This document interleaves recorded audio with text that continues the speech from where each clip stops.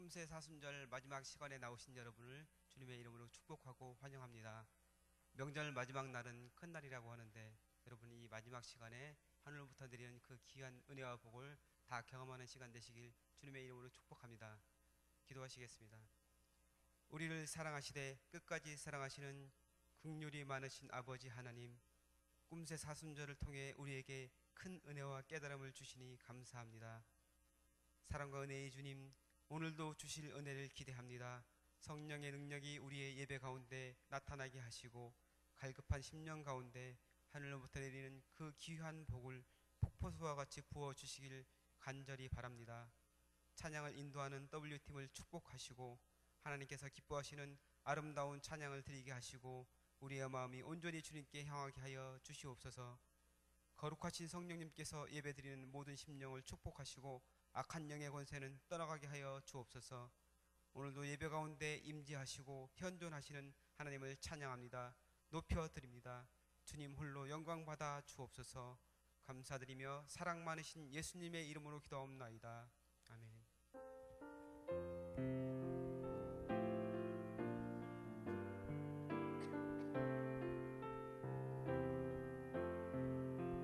나의 갈 길 다가도록 예수 인도하시니 내 주 안에 있는 그 길 어찌 싱하리요. 믿음으로 사는 자는 하늘 위로 받겠네. 무슨 일을 만나든지 만사형통하리라. 무슨 일을 만나든지 만사형통하리라. 나의 갈 길 다가도록 예수 인도하시니 어려운 일 당한 때도 속한 은혜 주시네. 나는 심히 고단하고 영은 매우 갈하나 나의 앞에 반석에서 샘물 나게 하시네. 나의 앞에 반석에서 샘물 나게 하시네. 나의 갈 길 다가도록 예수 인도하시니 그의 사랑 어찌 큰지 말로 할 수 없도다. 성령 감화 받은 영혼 하늘 날아갈 때에 영영 부를 나의 찬송 예수 인도하셨네. 영영 부를 나의 찬송 예수 인도. 무슨 일을 만나든지 무슨 일을 만나든지 만사형통하리라. 무슨 일을 만나든지 만사형통하리라. 나의 앞에 반석에서 나의 앞에 반석에서 샘물 나게 하시네.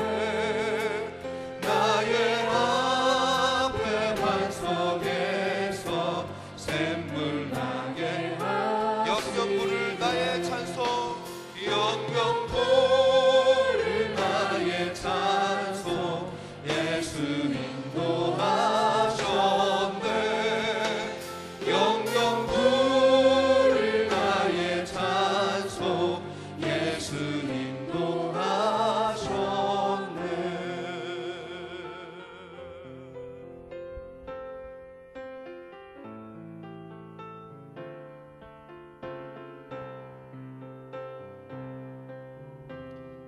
지난 밤 내 꿈에 주여 지난 밤 내 꿈에 배었으니 그 꿈 이루어 주옵소서.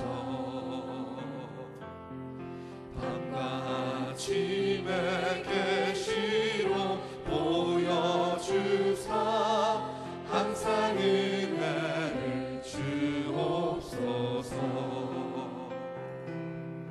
나의 놀라운 꿈 정녕 남이 키는 장차 그 은혜 받을 편이 나의 놀라운 꿈 정녕 이루어져 주님 얼굴을 뵈노리라. 마음 괴롭고 아파서 낙심될 때 내게 소망을 주셨으며 내가 영광의 주님을 바라보니 앞길만 하게 보이도다. 나의 놀라운 끝 정녕 남이 기는 장차 그 은혜 받을 편이 나의 놀라운 꿈 정녕 이루어져 주님 얼굴을 뵈노리라. 세상 풍조는 나날이 변하여도 나는 내 믿음 지키리니 인생 살다가 죽음이 꿈 같으나 오직 내 꿈은 참되리라. 나의 놀라운 그 정녕 남이 기는 장차 그 은혜 받을 편이 나의 놀라운 꿈 정녕 이루어져 주님 얼굴을 뵈노리라. 저장이고 위에 있을 아직 맺혀 있는 그때에 귀에 흐르니 소리 들리니 주 음성 분명하다. 주님 나와 동행을 하면서 나를 친구 삼으셨네. 우리 서로 받은 그 기쁨을 알 사람이 없도다. 그 전한 주의 음성 우는 새도 잠잠케 한다. 내게 들리던 주의 음성이 늘 귀에 쟁쟁하다. 주님 나와 동행을 하면서 나를 친구 삼으셨네.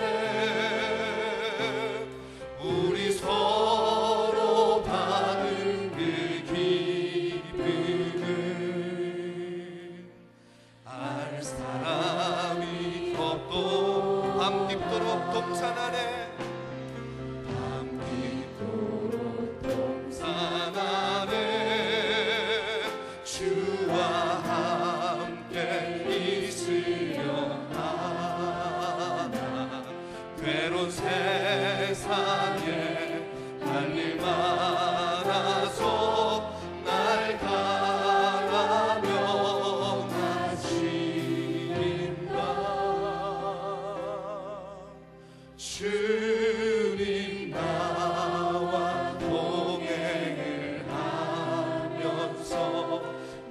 진극 삼으셨네. 우리 서로 받은 그 기쁨은 알 사람이 없도다.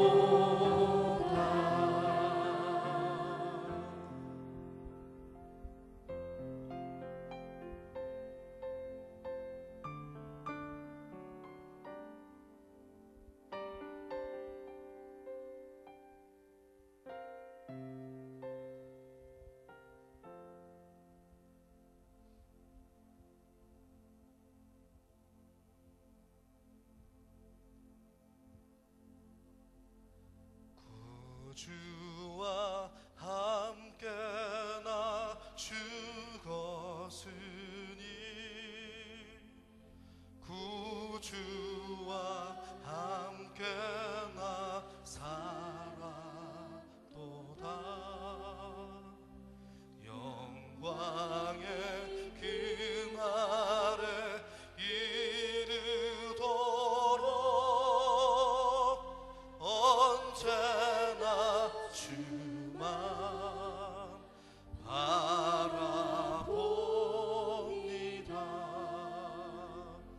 언제나 주는 날 사랑하사 언제나 새 생명 주시나니 영광의 그날에 이르도록 언제나 주만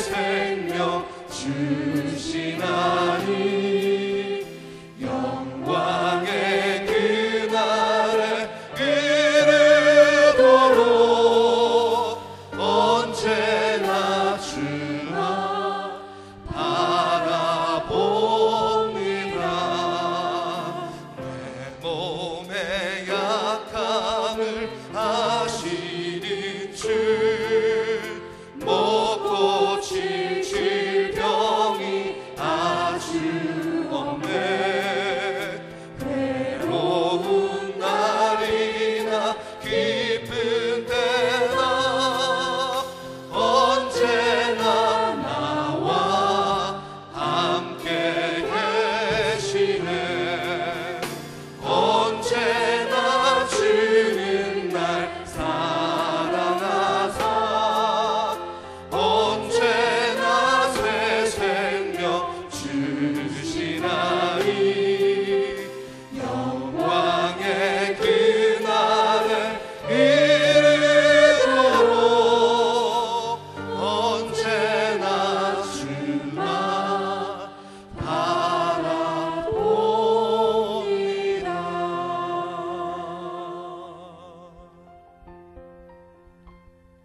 이제 주님께 기도하십시다. 우리를 위해서 십자가에 매달려 피 흘려 돌아가신 주님, 부활의 주님을 소망하며 이 시간 주님께 고개 숙여 기도합니다. 하나님, 그러나 지금은 아직은 우리가 부활의 영광을 주님 앞에 돌리지 않은 이때에 주님의 마지막 십자가를 생각하며 하나님께 경건과 절제로 기도하는 이 시간 되기를 바라면서 우리 하나님께 잠시만 눈을 감고 잠잠한 목소리로 주 앞에 기도하며 나아가겠습니다.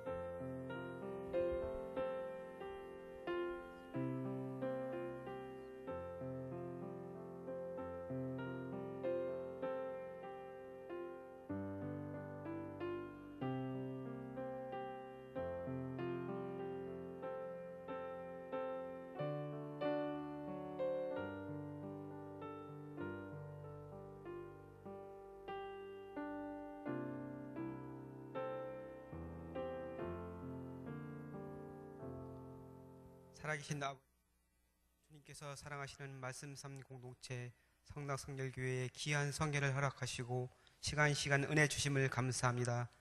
복의 근원 되신 주님, 말씀의 길, 복의 흐름이란 주제를 통해 우리에게 다시 한번 말씀해 주시니 감사합니다. 복의 근원 되신 주께서 우리에게 복을 주시고 그 복이 나라와 민족과 온 세계 가운데 흘러가도록 우리를 귀한 존재로 지으셨음을 깨닫게 되었습니다. 주님께서 주신 그 소명을 이루기에 부족함이 없게 우리를 인도하여 주시길 원합니다. 하나님의 독생자 되신 예수께서 높은 보좌를 버리시고 피조 세계 가운데 들어오셔서 죄와 허물로 인해 죽었던 우리를 구원해 주심을 감사합니다. 또한 그 하나님께서 성령의 능력으로 우리와 함께 계시고 우리를 선하고 복된 길로 이끄심을 믿습니다. 우리가 걸어가는 걸음걸음이 주님 손 붙잡고 걸어가는 아름다운 발걸음 되게 하여 주옵소서. 오늘도 말씀 전하시는 지영은 담임 목사님에게 힘과 능력과 지혜와 건강을 허락하셔서 생명의 말씀을 선포하시기에 조금도 부족함이 없게 하여 주시고 모든 성도들의 큰 은혜의 시간 되게 하여 주옵소서. 감사드리며 거룩하신 예수님의 이름으로 기도합니다. 아멘. 네, 오늘은 비전교구에서 찬양해 주시겠습니다. 찬양하신 후에 지영은 담임 목사님께서 나오셔서 말씀 전하실 때 큰 은혜의 시간 되시기 바랍니다.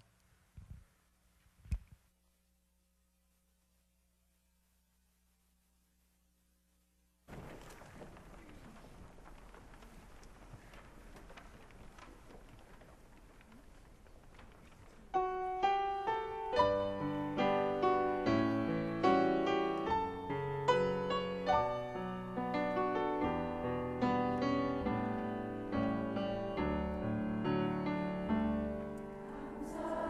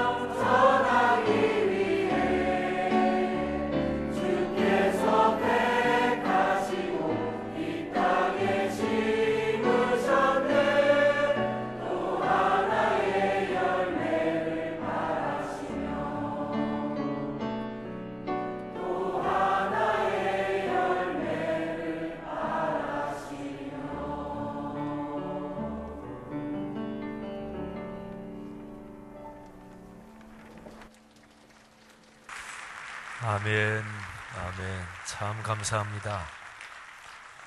수고 많으셨어요. 우리 교회학교 어린아이들도 같이 했는데 우리 더 크게 한번 박수하겠습니다.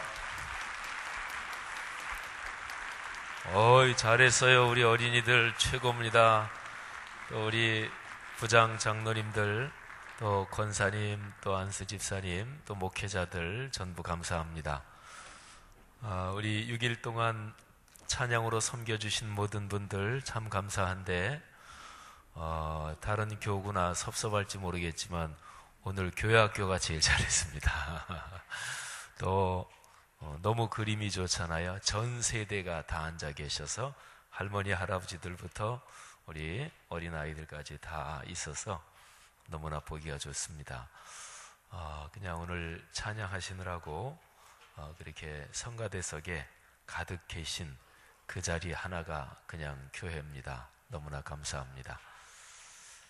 우리 서로 감사의 인사를 한번 했으면 좋겠습니다. 우리가 일주일 동안 기도의 거룩한 행진을 걸어온 것이 우리가 다 서로 한 교회의 가족이요, 또 서로가 중보하고 기도하며 또 교회를 섬기기 때문에 가능한 일 아니겠습니까?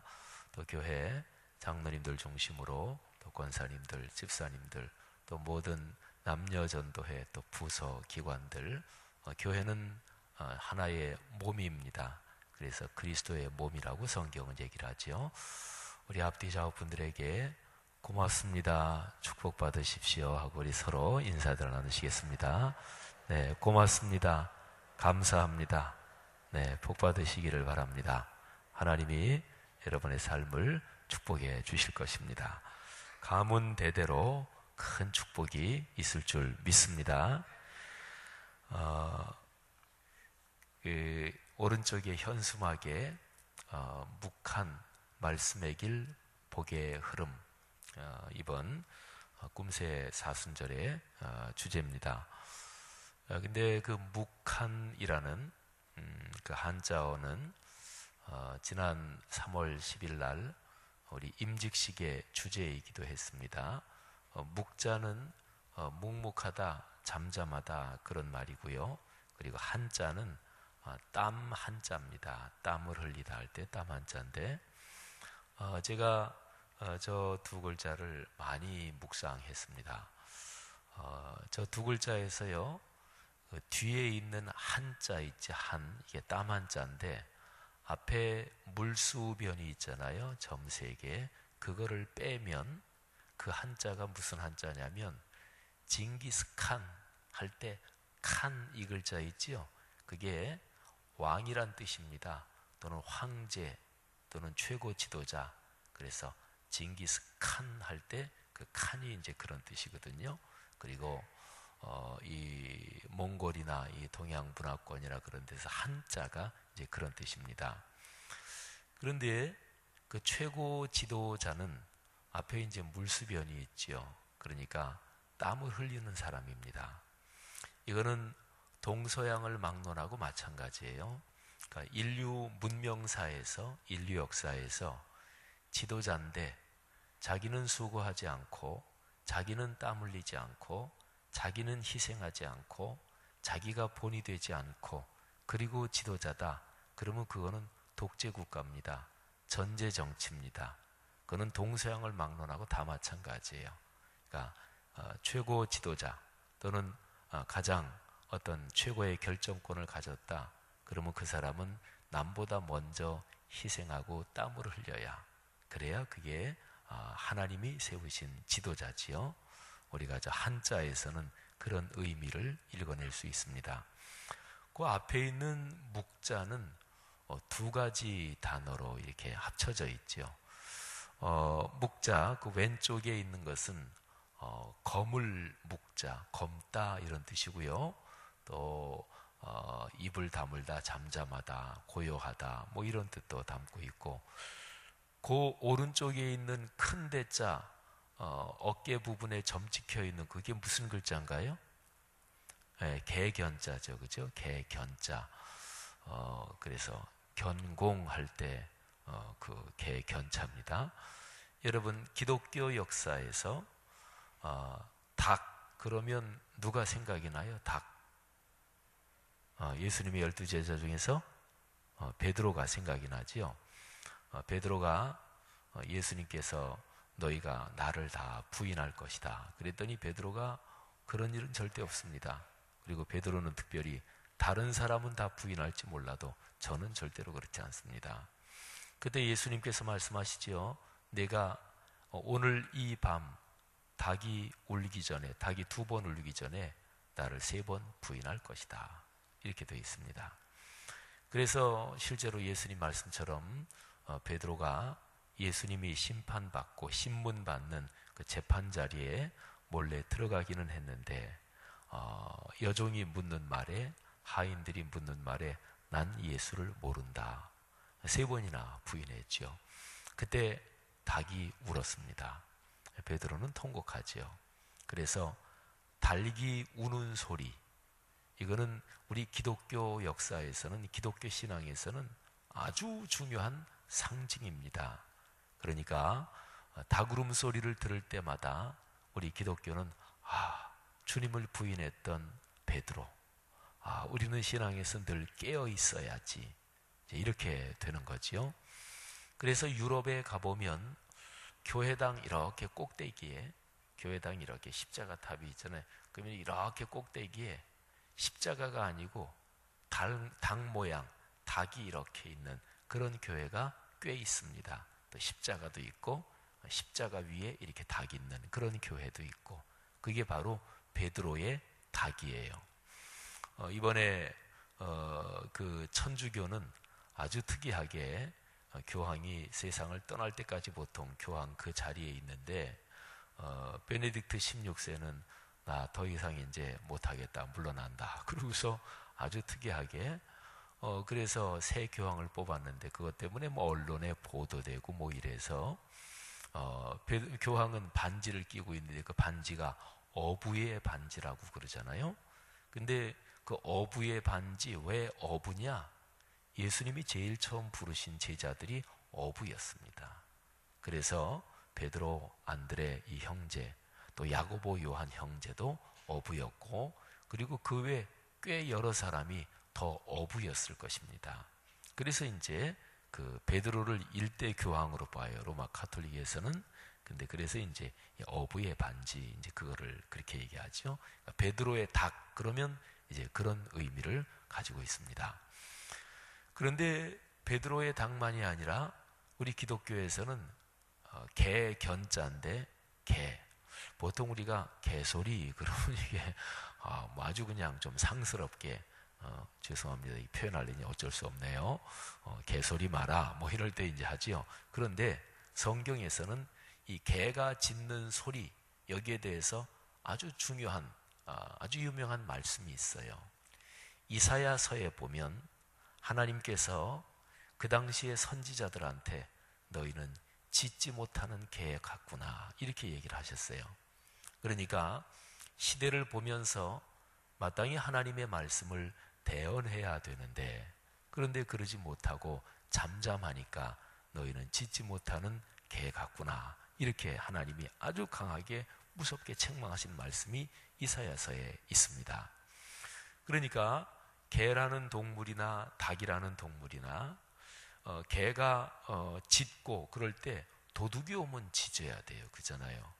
그런데 아무 때나 짖으면 개소리가 되는 거고, 도둑이 올 때 짖으면 그는 집을 지키는 자기 본분을 다하는 거지요.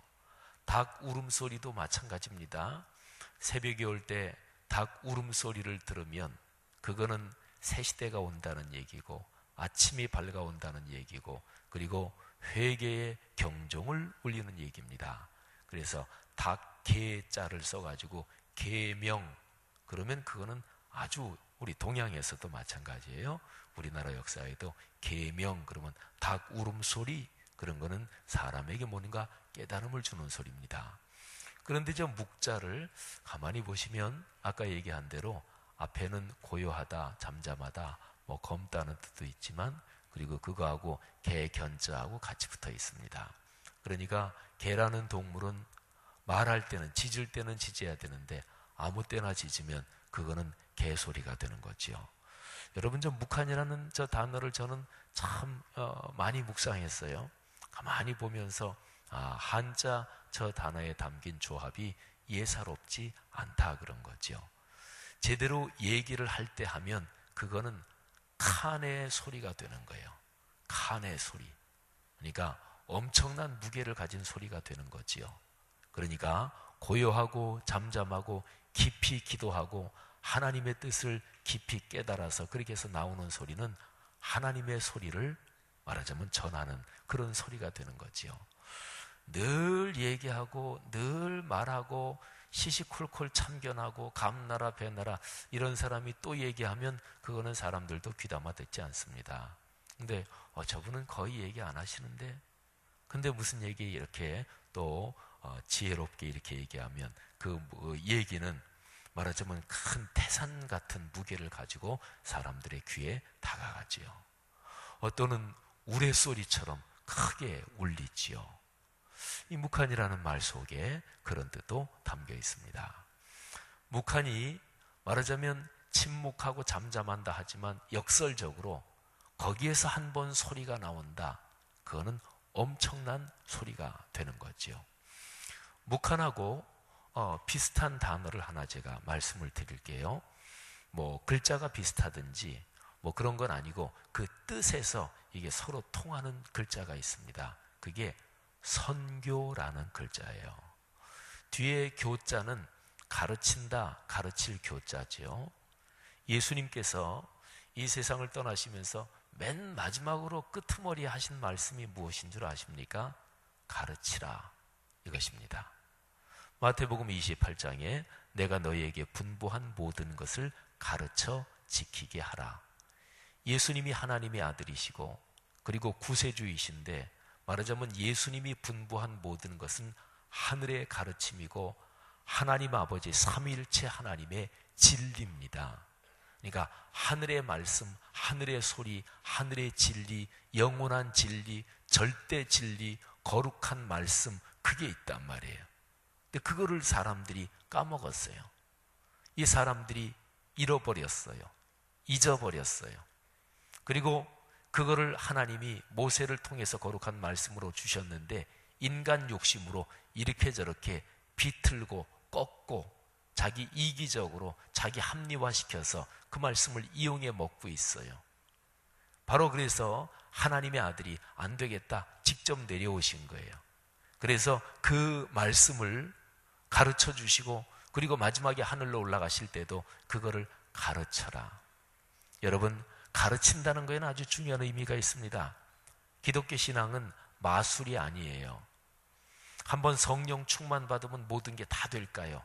아닙니다. 인격의 변화는 점진적이에요. 그러니까 목사 안수를 받으면 100% 목사가 될까요? 또는 장로님, 권사님 어떤 그 직분을 받으면 받는 순간에 100%가 될까요? 아닙니다. 그때부터 시작입니다. 그러니까 예수님이 세상을 떠나실 때 맨 마지막으로 가르쳐라 이 말씀하신 이유가 있어요. 교육은요 점진적인 거예요. 그잖아요. 그죠? 교육은 사람을 기르는 걸 교육이라 그래요. 기계는 점진적이 아니에요. 기계는 만들어 놓고 기계 매뉴얼대로 작동 버튼 딱 누르면 즉시로 그렇게 되고 또는 거기에 프로그램을 바꿔놓으면 바꾼 대로 금방 됩니다. 기계나 물건 이거는 금방 탁 됩니다. 근데 살아있는 생명은 식물도 마찬가지. 식물도 금방 안 돼요. 분재하는 거 이렇게 잡으려면 시간이 필요합니다. 동물도 마찬가지고 요즘 과학기술이 발전해서 옛날에 예를 들어서 한 2달 정도 길러야 무 길러서 뽑아 먹을 수 있는 거를 요즘은 재배기술이 워낙 발전해서 한 달 만에 기르기도 하고 일주일 만에 기르기도 하고 그래요. 근데 그럴지라도 거기에는 과정이 필요해요. 그런데 사람은 그거는 더 말할 것도 없어요. 사람은 반드시 과정이 필요합니다. 그래서 사람을 기르는 거를 교육이라 그러는데 그게 바로 가르칠 교자입니다. 그래서 사람은 반드시 사람이 성숙한 데는 과정이 필요해요. 그래서 예수님은 3년 동안 12제자 붙들고 씨름하신 거예요. 베드로 비롯한 12제자들 그리고 예루살렘에 남아있던 사람들, 그분들이 예수님 말씀에 순종해서 남아있었거든요. 너희는 위로부터 능력으로 덧입을 때까지, 능력으로 입히울 때까지 이 예루살렘 도성에 남아있어라. 그래서 사도행전 1장에 보면 마가의 다락방에 그렇게 모여있던 사람한테 성령이 강하게 역사하십니다.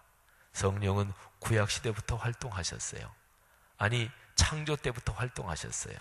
창세기 1장 1절, 태초에 하나님이 천지를 창조하시니라. 그 다음에 1장 2절 보면은 땅이 혼돈하고 공허하며 흑암이 깊음 위에 있고 하나님의 영은 수면 위에 운행하시니라. 하나님의 영 성령은 그때부터 계셨다고요. 그래서 그때부터 피조 세계에 계속 활동하셨는데, 창조부터 그리고 저 영원한 이 모든 피조 세계가 끝나는 때까지 성령이 가장 강하게 역사하셨던 때가 언제일까요? 사도행전 2장에 오순절 성령 강림. 그때 가장 강하게 역사하셨어요. 가장 깊게 역사하셨어요.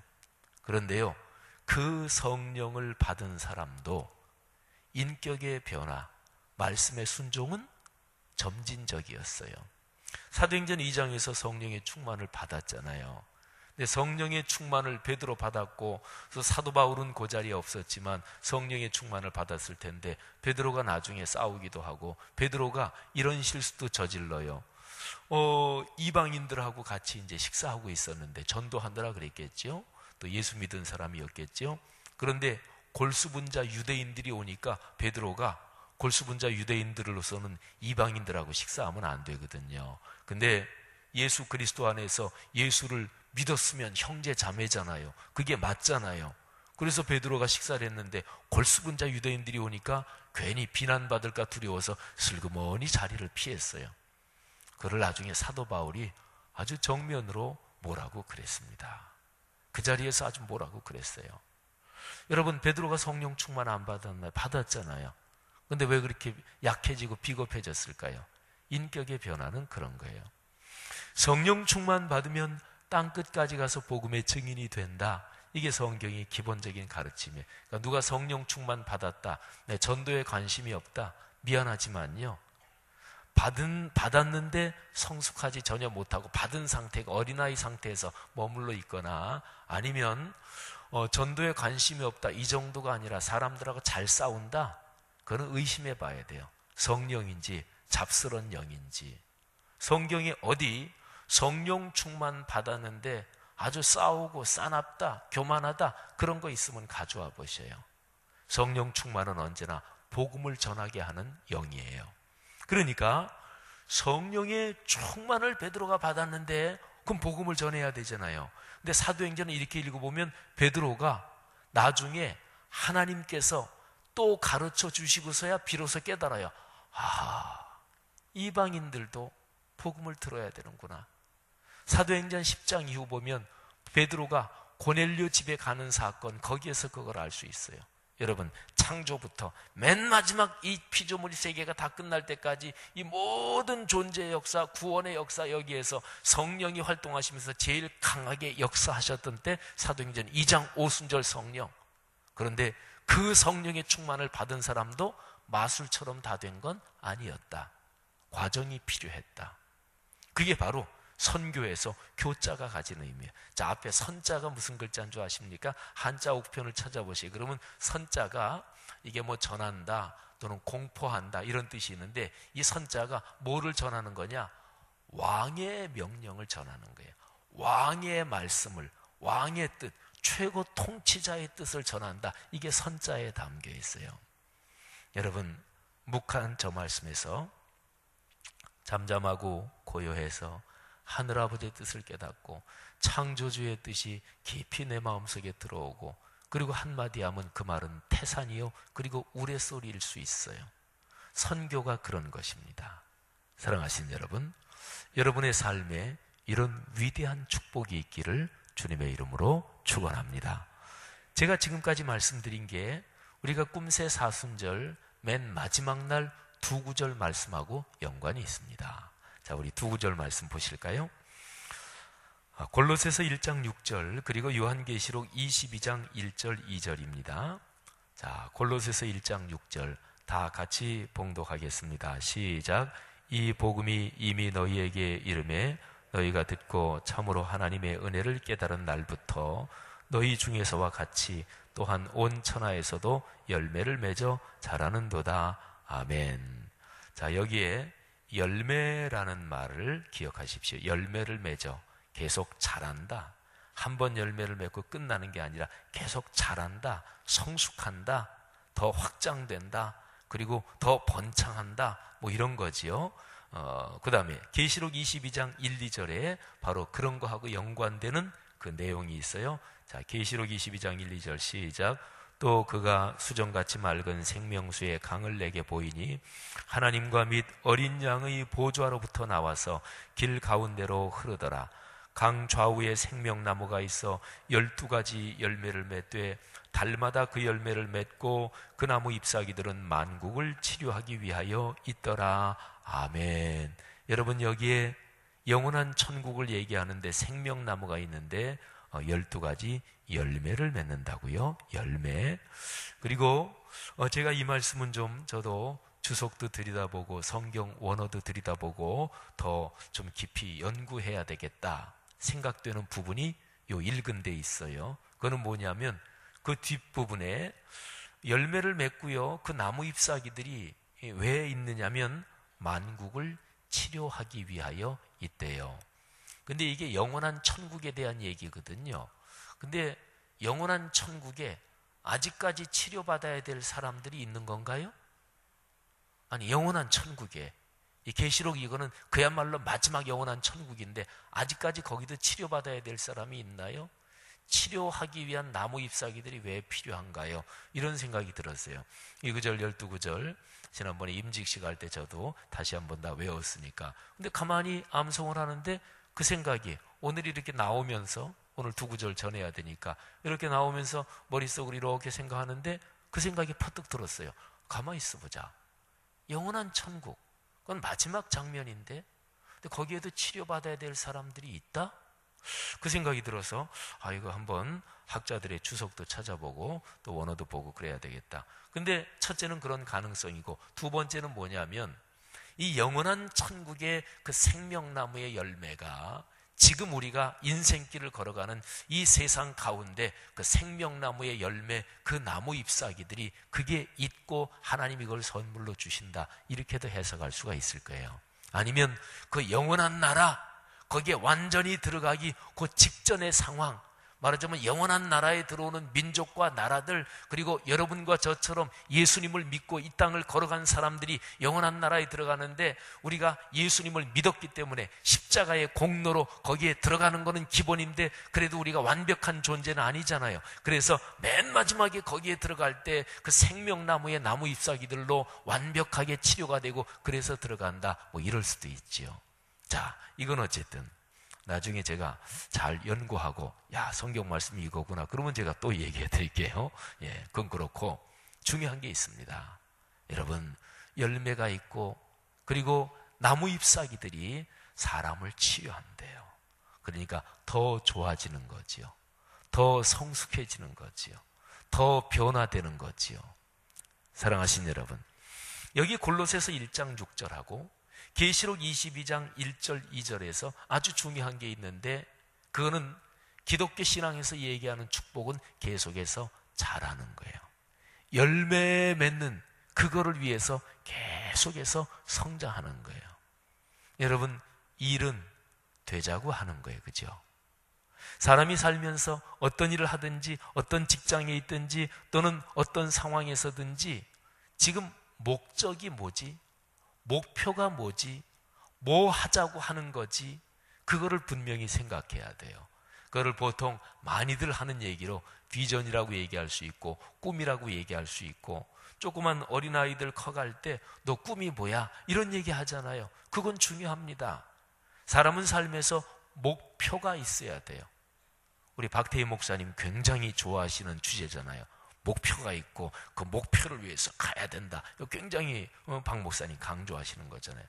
이게 사람 삶의 기본적인 축복의 구조입니다. 의미 있게 살기를 원하십니까? 행복하게 살기를 원하십니까?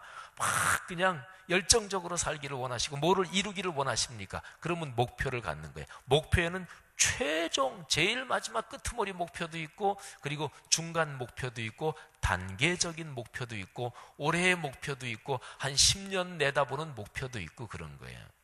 자, 그러면 한번 여쭤보십시다. 우리 기독교 신앙의 최종 목표는 무엇일까요? 우리가 교회 건물을 지었어요. 건물 짓는 최종 목표는 무엇일까요? 또 여러분과 저는 이 세상 인생길을 걸어가면서 한 번 걸어가는 한 길, 일생을 걸어가고 있습니다. 한 길이 한 번 사는 거예요. 두 번 사는 사람은 아무도 없어요. 연습하고 또 사는 사람은 아무도 없어요. 3년 전에 저지른 일, 한 지나간 10년 동안 내가 잘못한 거, 뭐 내가 실수한 거, 이런 걸 교훈 삼아서 지금 이후로 그런 실수는 저지르지 말아야지, 이렇게는 할 수 있어도 3년 전, 5년 전으로 다시 돌아가서 다시 한 번 한다, 그럴 수는 없어요. 그러니까 여러분은 한 번 걸어가는 일생을 걸어가고 있는데, 그런데 우리가 걸어가는, 내가 걸어가는 일생에서 최종 목표는 무엇인가요? 내 자녀 잘 됐으면 좋겠다, 뭐 사업 잘 됐으면 좋겠다, 이번 꼭 거래가 성사됐으면 좋겠다, 뭐 이런 중간 목표가 있을 때, 그거 말고 진짜로 최종 목표는 뭐예요? 내 삶을 다 가도록까지 최종 목표는 무엇입니까? 사랑하신 여러분, 마지막에 영원한 하나님 앞에서 뭐가 남느냐, 마지막에 남는 거, 그게 최종 목표일 거 아니겠어요? 그걸 생각하면 됩니다. 마지막에 남는 것은 생명만 남습니다. 사람만 남습니다. 마지막에 남는 건 그거예요.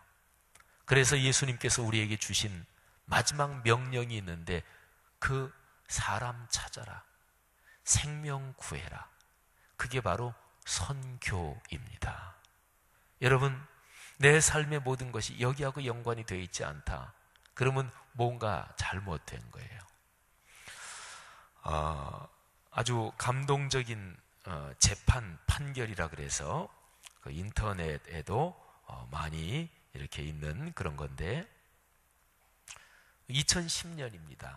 그러니까 지금으로부터 거의 3년 전이네요. 2010년 4월 초에 서울 서초동 가정법원 청사의 소년법정에서 재판이 있었습니다. 이 재판의 피고인은, 구속된 그 사람은 청소년이에요. 나이 16살의 여자 학생입니다. 근데 이 여학생이 도심에서 친구들과 같이 오토바이를 훔쳐서 도망간, 그래서 체포가 됐습니다.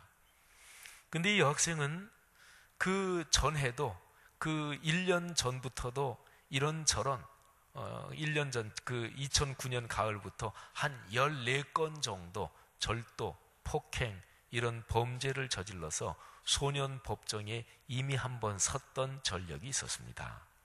근데 이번에 또 동일한 범죄, 동일한 수법으로 범죄를 저질렀으니까 무거운 형벌을 받는 게 법적으로는 이제 그렇다 그래요. 그래서 소년보호시설 감호 위탁. 그러면은 소년보호시설에 그냥 쉬운 얘기로 아직 미성년이니까 그렇지, 그러니까 감옥에 갇히는 거죠. 똑같은 거죠. 근데 미성년이니까 소년보호시설 감옥 위탁, 이런 처분을 받는 거죠. 그런데 그 소녀가 이제 피고인으로 구속된 사람으로 나와서 재판을 기다리고 있고, 그리고 재판정 분위기가 아주 무겁지요. 근데 법정 안에 부장 판사가 이제 들어오셨는데, 여자분이십니다. 나이가 중년 정도 된 40대 후반의 40대의 여성 부장 판사가 들어왔습니다.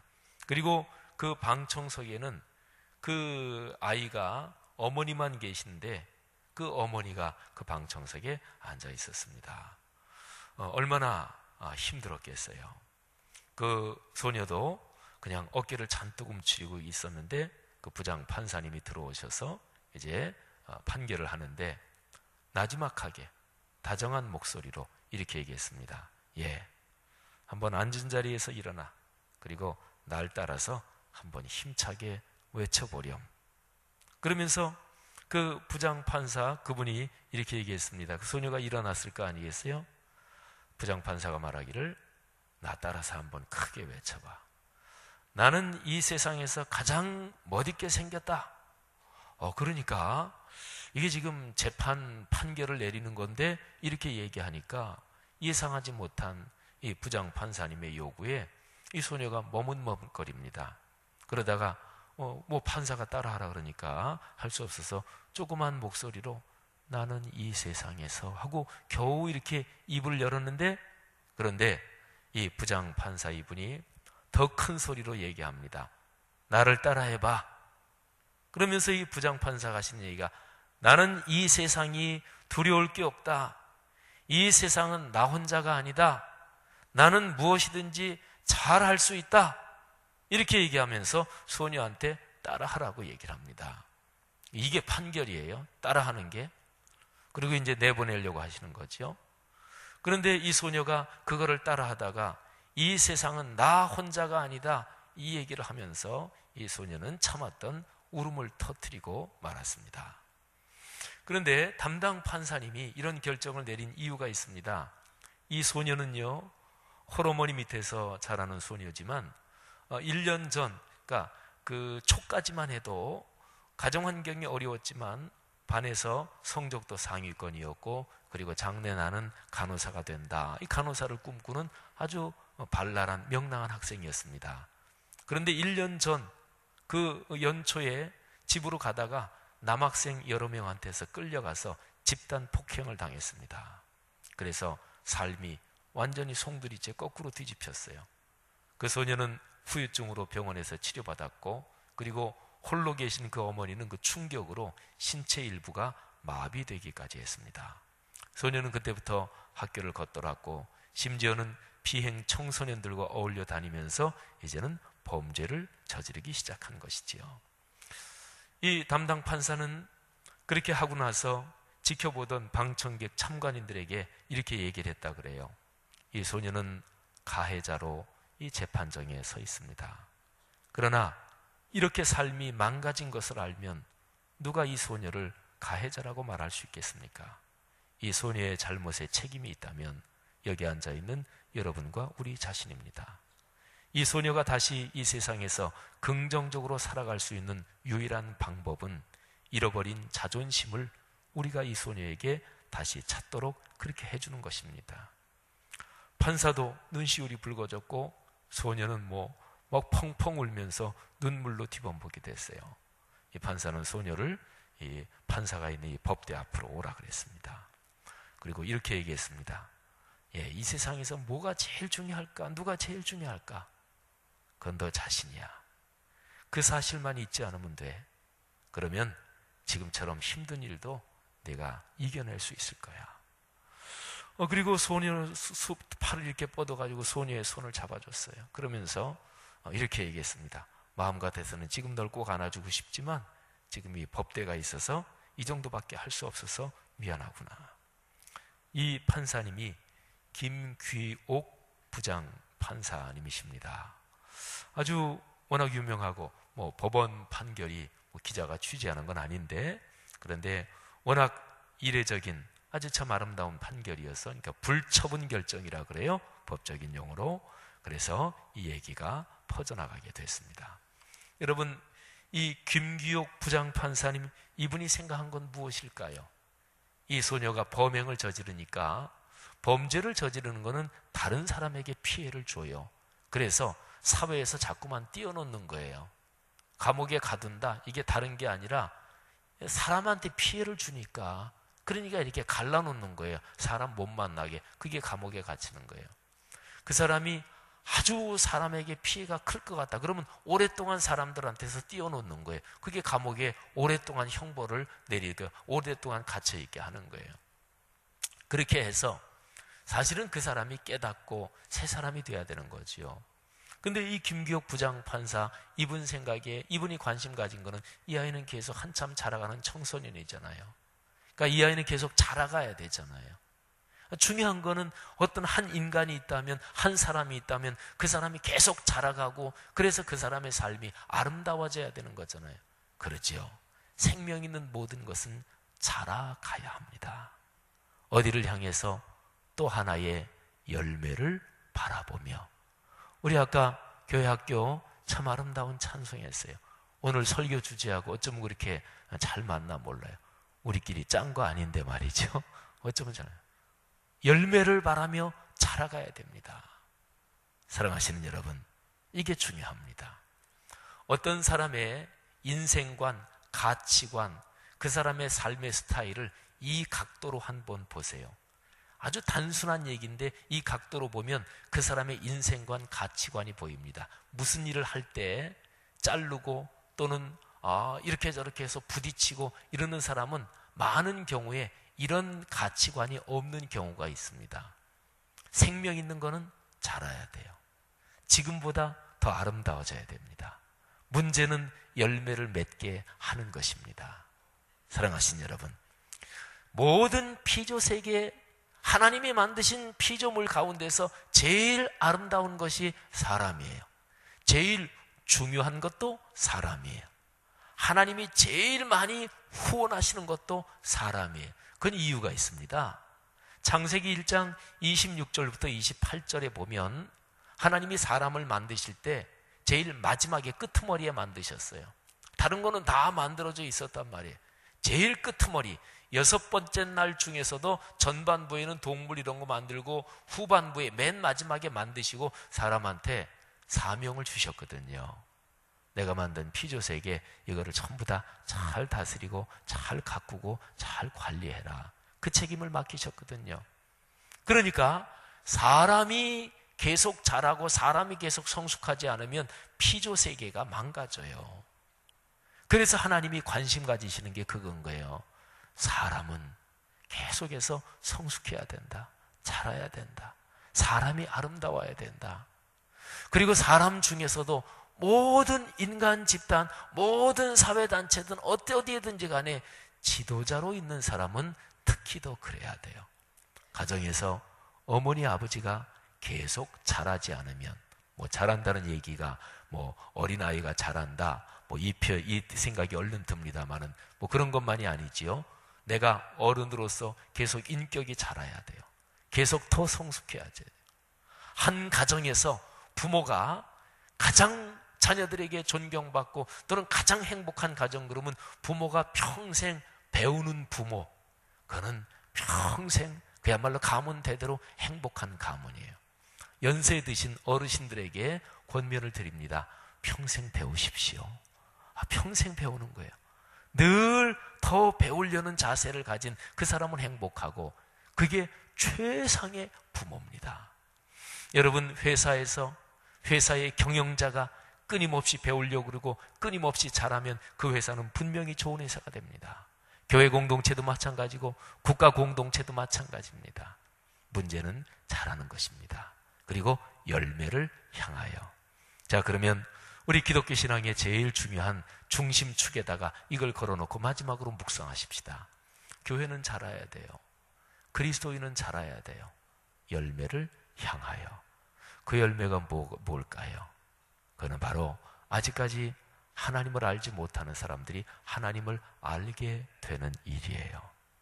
사랑하신 여러분, 국외 해외 바깥에서 선교하는 거, 그거는 내 집 주변 사람들에게 복음을 전하도록 그 관심 가지고 있지 않으면 해외 바깥에 나가서 선교 절대로 못합니다. 선교는 환상이 아니에요.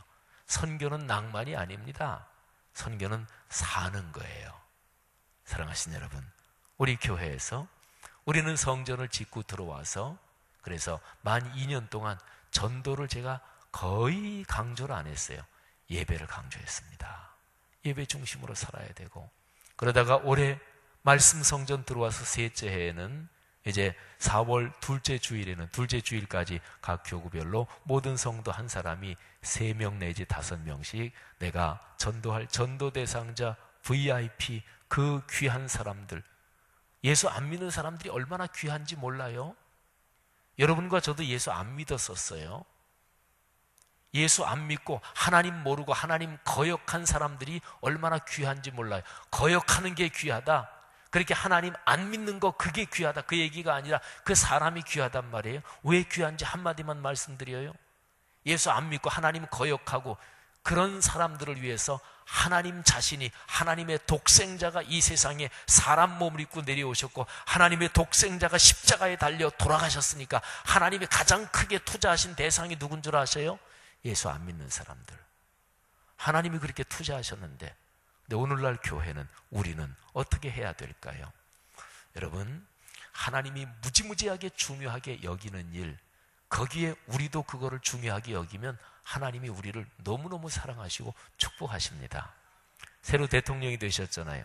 한 달 정도 지났는데 현 강요들, 청와대 참모진들 또는 적어도 대통령이 직접적으로 명령할 수 있는, 법적으로 보장된 그런 법적인 명령권을 가지고 있는 그런 자리에 있는 기관장들은 제일 중요한 거 한 가지를 생각해야 돼요. 아, 대통령이 뭘 중요하게 여기나, 대통령이 어디에 관심이 있나, 대통령의 국정 철학이 어디 있나. 그래서 뉴스에 보도되는 거 보니까 국정 철학을 공유할 수 없는 사람들하고는 같이 갈 수 없다, 뭐 이렇게 그냥 한마디 얘기하니까 대통령이 법적으로 이게 임명하고 바꿀 수 있는 직책이 있는 사람들이 전부 다 긴장하잖아요. 하나님의 세계 운영 철학이 무엇일까요? 그거는 사람은 자라야 된다. 여러분과 저는 인격적으로 성숙해야 됩니다. 어떻게 성숙하는 건지 잘 모르겠는데요, 사람들이 하도 그렇게 얘기하고 자꾸 그렇게 핑계대서, 사실은 핑계댈 것도 없는데 말씀을 주셨거든요. 모세한테 명백하게. 그것도 괜히 그거 원본 아니다, 진본 아니다 이럴까봐 하나님이 직접 손가락으로 써주셨거든요. 그게 10계명. 그러니까 적어도 10계명에 있는 건 어기지 말아야 돼요. 앞에 있는 4계명, 하나님께 연관된 계명, 그건 절대적으로 하나님만 섬기라 그런 것입니다. 절대적으로 하나님을 섬기는 제일 중요한 거, 주일성수. 주일성수는 생명을 걸고 해야 돼요. 우리의 신앙의 선조들은 주일성수하는 거기에 실제로 생명을 걸었고 그러다가 순교도 했어요. 히브리서 10장 24절 25절에 보면은 모이기를 더 힘쓰라 그랬는데 그때는 박해시대였어요. 박해시대 많이 모이면 걸리기 쉬워요. 걸리면 죽기도 했습니다. 주일성수. 그리고 5계명부터 10계명, 사람에게 연관된 계명, 그 계명이 여러 가지 있잖아요. 적어도 그 계명에 있는 거는 절대적으로 하나님의 손가락으로 써주신 거니까 거짓 증언하지 말라, 이웃의 물건을 탐내지 말라 등등. 사랑하신 여러분, 10계명을 비롯해서 써주셨기 때문에 핑계할 게 없는데 사람이 자기를 합리화시키는 거는 얼마나 고도의 기술을 가지고 있고 얼마나 지능적이고 얼마나 전문적이고 얼마나 교묘한지 몰라요. 어떨 땐 자기도 자기한테 속아요. 이게 인간의 죄된 본성이에요. 그래서 하나님이 명백하게 주셨는데도 비틀고 꺾고 교묘하게 휘게 만들고 그리고 자기 좋은 대로 해석하고 그러니까 안 되겠다, 내가 내려가마. 그리고 하나님이 오신 거예요. 하나님이 오셔서 그래서 말씀해 주셨어요. 직접 보여주셨어요. 자, 자라야 된다. 어떻게 하는지 잘 모르냐? 그러면 내가 사람 몸 있고 이 땅에 그것 때문에 왔으니까 나만 따라오면 된다, 나 닮으면 된다. 그래서 신앙을 예수님 따라가는 거라 그러는 거예요. 사랑하신 여러분, 여러분과 저 우리 모두의 인격이, 인품이, 성품이, 언어 생활이 또는 사는 모든 것이 늘 예수님이라면 어떻게 하셨을까? 예수님이라면 어떻게 지금 하실까? 예수님이라면 이런 상황에서 어떻게 생각하셨을까? 라면 중에서 제일 기가 막힌 라면, 예수님이라면 제일 좋습니다. 하나님이라면, 성령님이라면, 삼위일체 하나님이라면 누가 사업 구상하면 그렇게 그런 라면 하나 만드셔요. 예수님 따라가는 거예요. 그리고 열매를 향하여, 열매는 뭐예요? 하나님이 가장 크게 투자하신, 안 믿는 사람들이 주님 알게 되는 것, 이게 열매입니다. 사랑하신 여러분, 성경은 분명히 경제적인 축복에 대해서 이야기를 하고 자녀 손들 잘 되는 것에 대해서 이야기하고 건강의 복에 대해서 이야기를 합니다. 신명기 28장 1절부터 14절 이 위대한 축복의 구절은 잘 써놓고 자주 읽고 암송하기도 하고 그러는 게 좋아요. 읽으면서 하나님, 내 가정 가문에 이런 축복을 주옵소서. 그런데요, 그 축복을 누구한테 줄까요? 하나님이 그 축복을 어디에다가 투자하실까요? 간단하잖아요. 예수님 닮아가는 사람들한테. 예수님 안 닮아가는데도 돈 잘 벌던데요. 두고 보세요. 그 돈이 가정 가문에 축복이 되나? 목사가 협박하는 게 아니라 성경이 얘기를 하고 있는 거예요. 성경에 무수하게 수많은 구절에 너희 돈이, 너희 재물이 너희에게 재앙이 되고, 그런 구절이 성경에 무수하게 많은 거, 성경 지식 별로 없는 사람도 얼른 머리에 떠오르시죠. 많습니다. 구약신약 어디에든지 전부 다. 사랑하신 여러분, 하나님께서 어떤 사람한테 의식주, 물질, 건강 또는 자녀 손에 축복을 주실까요? 하나님께서 간절히 원하는 그 열매를 바라며 살고, 그 열매를 위해서 물질도 드리고, 그 열매를 위해서 내 자신의 건강도 드리고, 시간도 드리고, 내 자녀를 기르면서 그게 중요하다고 강조하는 그 가정 가문에 하나님께서 그런 축복을 주신다는 것은 너무나 당연한 일 아닌가요? 사랑하신 여러분, 여러분이 어떤 사람을 전도 대상자로 잡고 나서 그분을 전도하기 위해 돈을 쓸 수 있으면 큰 축복인 줄 믿으시기를 바랍니다. 그야말로 거기에 100배, 60배, 30배의 축복이 거기 걸려 있는 거예요. 사랑하신 여러분, 오늘 이 귀한 말씀 꼭 머리에 기억하십시다. 이 복음이 이미 너희에게 이름에, 너희가 참으로 하나님의 은혜를 깨달은 날부터 은혜를 깨달아야 돼요. 그 복음이 너희에게 이름에 너희가 듣고 복음의 말씀을 들어야 돼요. 말씀을 들어야 믿음이 생겨요. 그래야 하나님의 은혜를 깨닫고, 그리고 그때부터와 같이 너희 중에서와 같이 온 천하에서도 열매를 맺어 자라는도다. 우리에게 비전 문장, 하나님 말씀의 거룩한 리더십으로 그리스도인의 삶과 그리고 세계를 변화시킨다. 여기 온 천하라 그랬잖아요. 계시록 22장 2절에 만국을 치료하기 위해 있다 그랬잖아요. 온 천하, 만국, 이게 성경적인 세계 비전이에요.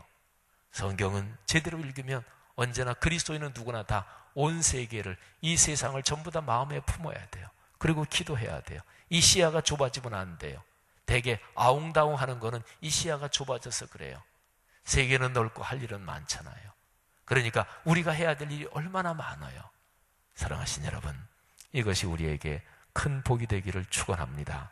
이번 꿈새 사순절은 구약 3일 동안은 구약이고 3일 동안은 신약입니다. 근데 구약은 하나님이 말씀하셨어요. 말씀하실 뿐만 아니라 들어오셔서 함께 걸으셨습니다. 그리고 복을 드러내셨어요. 복을 넘치도록 부어주셨어요. 신약의 구조도 똑같아요. 하나님의 아들 예수 그리스도께서 이 땅에 들어오셨어요. 잠깐 들어오셔서 찍고 다시 올라가신 게 아니라 같이 걸어가시면서 이끄십니다. 그리고 자라게 하시고 위대한 열매를 맺게 하십니다. 여러분, 이번 꿈새 사순절에 이 말씀의 큰 흐름이 우리 모두의 축복이 되고 여러분 가정 가문에 복이 되기를 주님의 이름으로 축원합니다. 기도하겠습니다. 제가 드린 예물을 위해서 우리 축복 안수기도 하고, 그리고서 다 같이 통성으로 기도하겠습니다. 하나님 은혜를 진심으로 감사합니다. 우리 성도님들이, 우리 교회 모든 식구들이 이번 한 주간 동안 꿈새 사순절 기도에 또 말씀에 거룩한 행진을 해오면서 하나님 앞에 헌금을 바칩니다. 감사 예물도 바치고 또 사랑 나눔 금식 헌금을 바칩니다. 우리 생후 2개월 된 빌궁 아가의 생명을 구하는 일에 귀하게 쓰일 수 있도록 도우심을 감사합니다. 하나님 또 그 아이를 통해서 연결이 돼서 복음이 전파되기를 간절히 원합니다. 또 선천성 심장병으로 희귀 난치성 질환으로 고생하는 분들, 우리가 1년에 3번 있는 꾸미름 새벽 기도회 기간 중에 많이도 아니고 3끼 정도 금식해서 한 끼 값을 계산해서 그 금액을 우리가 헌금하는 우리의 작은 정성이지만, 그러나 우리 성도들의 마음이 모아져 한 생명을 살리고 2사람을 살리고 3사람을 다시 한번 주님 앞으로 오게 하는 이 귀한 사역 참여할 수 있으니 감사합니다. 이런 기회 주시니 감사합니다. 성경적인 말씀의 가르침으로 보면 이것이 우리 가정에 물질의 축복의 씨앗을 심는 것임을 다시 한번 깨닫습니다. 건강하게 살 수 있는 축복의 씨앗을 심는 것임을 다시 한번 깨닫습니다. 내 자녀손 가문 대대로 복받는 씨앗을 심는 것임을 다시 한번 깨달았습니다. 이 헌금 그렇게 축복해 주옵소서. 우리 성도님들 가정 가문 날이 갈수록 번창하게 하시되 늘 우리들의 인품 성품이 자라게 하시고, 그리고 열매를 위해서 예수 안 믿는 분들이 꼭 예수 믿고 하나님의 자녀가 되고 천국 백성이 되는 이 아름다운 열매를 위해서 우리의 모든 것이 초점이 맞추어지게 하옵소서. 이 일을 중심으로 거룩한 영향력이 계속해서 확대되도록 축복해 주옵소서. 축복합니다. 감사합니다. 예수님 이름으로 기도하옵나이다. 아멘. 다 같이 통성으로 기도하시다가 돌아가시겠는데요. 6일 동안 들은 말씀 끌어안고 기도하십시다. 그리고 오늘 말씀 잘하게 하시는 하나님, 더 성숙하게 하시는 하나님, 오늘보다는 내일이, 내일보다는 모레가 더 복되게 하시는 하나님 감사하면서 믿고 기도하십시다. 그리고 하나님께서 생명의 열매를 간절히 원하고 계신다는 것을 생각하면서 하나님, 내가, 우리 가정이, 우리 교회가 열매를 위해서, 생명 구원을 위해서 걸어가는 그런 우리 모두가 되게 하옵소서. 그리고 그 일을 위해서 하나님이 채워주시는 물질, 또 건강이나 자녀선 대대로 사회적 영향력, 삶의 영향력 하나님 제게 주십시오. 제 아이들에게 주십시오. 제 가정 가문에 주십시오. 우리 교회에 주세요. 한국 교회에 주십시오. 이것 가지고 절대로 교만하지 말고 겸손하게 주님을 섬겨갈 수 있도록 축복해 주옵소서. 내일은 부활주일입니다. 성찬식이 있습니다. 특별히 성찬식에서 큰 은혜 받도록 하나님 축복해 주옵소서. 다 같이 통성으로 기도하시다가 돌아가시겠습니다. 하나님 아버지 은혜를 진심으로 감사합니다. 하나님의 거룩한 사랑과 은총을 따라 일주일 기도의 걸음 그리고 말씀의 걸음을 걸어왔습니다. 말씀의 길, 복의 흐름, 하나님 아버지 이 귀한 축복을 저희들에게 주심을 진심으로 감사합니다. 아버지, 다시 한번 기도하오니 하나님께서 묵묵히 흘리는 땀, 묵한의 귀한 섬김을 통해 하나님께서 말씀의 길을 열어주시고 그리고 복이 흐르게 하시는 것 진심으로 감사합니다. 주여 함께 하옵소서. 성령으로 축복해 주시옵소서. 하나님의 거룩한 권능이 우리를 통해 역사하시기를 주님이여 간절히 바라옵고 원합니다. 아버지 함께 하옵소서. 주여 성령으로 붙잡아 주시기를 주님 간절히 바라옵고 원합니다. 아버지 함께 하옵소서. 주님, 우리 교회 사랑하는 모든 식구들마다 또 이번 꿈새 사순절에 참여한 귀한 하나님의 백성들, 성도들마다 하나님께서 가정과 가문에 넉넉한 하늘의 복을 주시기를 기도합니다. 사랑이 많으신 아버지 하나님 이끌어 주시고 역사해 주시기를 기도합니다. 아버지 하나님 계속해서 자라게 해 주시옵소서. 인품과 성품이 예수님 닮기를 원합니다. 하나님 예수님 따라 길을 걸어가기를 간절히 원합니다. 하나님 늘 열매를 바라게 하옵소서. 하나님께서 원하시는 그 아름다운 열매 우리도 가슴에 품고 바라게 도와주시기를 간절히 기도합니다. 사랑이 많으신 하나님 아버지, 올해 우리가 전도 대상자 3분을 정해서 기도하는 이 귀한 계획에 하나님의 성령이 함께 하시기를 간절히 원합니다. 주여 거룩한 능력으로 함께하여 주시옵소서. 사랑 많으신 아버지 하나님 성령으로 축복해 주시기를 주님이여 간절히 바라옵고 원합니다. 아버지여 축복하여 주시옵소서. 성령으로 함께해 주시기를 주님이여 간절히 바라옵고 원합니다. 주여 축복하옵소서. 주여 축복하옵소서. 하나님 아버지 거룩한 능력으로 이 공동체를 덮어주시며 한국교회를 덮어주시며 하나님께서 이 일을 통해 위대한 역사 이루어질 수 있도록 축복해 주시기를 주님이여 간절히 바라옵고 원합니다. 아버지 함께 하옵소서. 아버지 축복하옵소서. 하나님 아버지 거룩한 능력으로 우리를 붙잡아 주시기를 주님이여 간절히 바라옵고 원합니다. 아버지 우리를 통해서 하나님의 거룩한 권능이 더 넘치도록 풍성하게 하시기를 주님이여 간절히 바라옵고 원합니다. 할렐루야 축복하옵소서. 할렐루야 축복하옵소서.